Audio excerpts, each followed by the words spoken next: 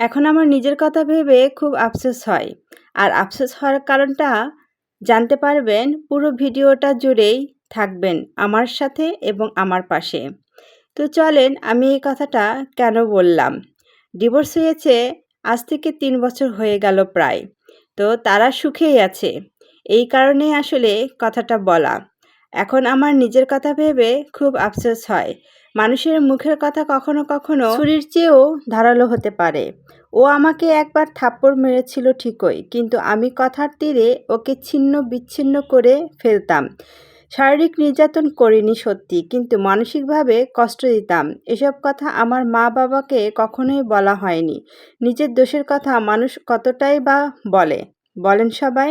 মাঝে মাঝে ভাবি, ইস আমার পরিবার যদি একটু আমাকে শাসন করতো, আমাকে বোঝাতো, ওরা যদি আমাকে একটু সংসার করার উপদেশ দিত, তাহলে আজকের এই দিনটি দেখতে হতো না।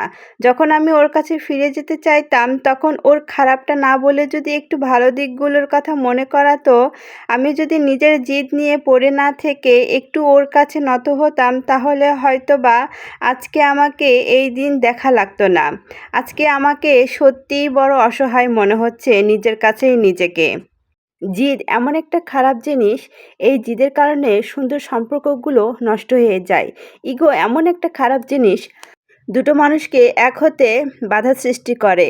তাই সব কিছু ভুলে একসাথে যদি থাকতে চান, তাহলে জিদ, রাগ, অভিমান সব কিছু ভুলে একসাথে থাকতে হবে। আমার জীবনের অভিজ্ঞতা থেকে সবাইকে একটি কথাই বলবো, কখনো রাগ পুষে রাখবেন না, জিদ ধরে রাখবেন না, কখনো ইগোটাকে মনের ভিতরে প্রশ্রয় দিবেন না। তাহলে দেখবেন সম্পর্কগুলো সুন্দর হয়ে গেছে। আজ আমার ভাই বোন বন্ধু বান্ধব সবার নিজেদের সংসার আছে, কিন্তু ছোট ভুলে সব শেষ হয়ে গেছে। তাই দোয়া করি আর কারোর জীবনে আমার মতো না হোক। ও বিয়ে করে দিব্যি সংসার করছে, সুখেই আছে মনে হয়, শান্তিতেই আছে মনে হয়। কারণ দেখলেও বোঝা যায়, বা কারোর কাছ থেকে শুনলেও সেটা উপলব্ধি করা যায় সে কতটা সুখে আছে বা সে কতটা শান্তিতে আছে। আসলে দোষটা তো ওর ছিল না, দোষ তো সব আমারই ছিল। কারণ আমার জিদ আর ইগোটা বেশিই ছিল বরাবরের মতো। আমি ওকে বুঝতে পারিনি, আমি ওকে কখনো সময় দেইনি, আমি ওকে কখনো সুযোগ দেইনি। ও বারে বারে সুযোগ চেয়েছে বা সুযোগ আমাকে দিয়েছে, কিন্তু আমি সেই সুযোগটাকে হাতছাড়া করেছি কিছু ভুলের কারণে, কিছু মানুষের কারণে। আজ আমার পরিবার যদি আমাকে বোঝাতো, ভালো মতো যদি শাসন করতো, তাহলে কখনোই আজকে আমার এই দিনটা দেখতে হতো না, বা আজকে আমার এই ঘটনাটা আপনাদের সাথে কখনোই শেয়ার করতে হতো না। তো সবাই ভালো থাকবেন, সুস্থ থাকবেন আর আমার জন্য দোয়া করবেন।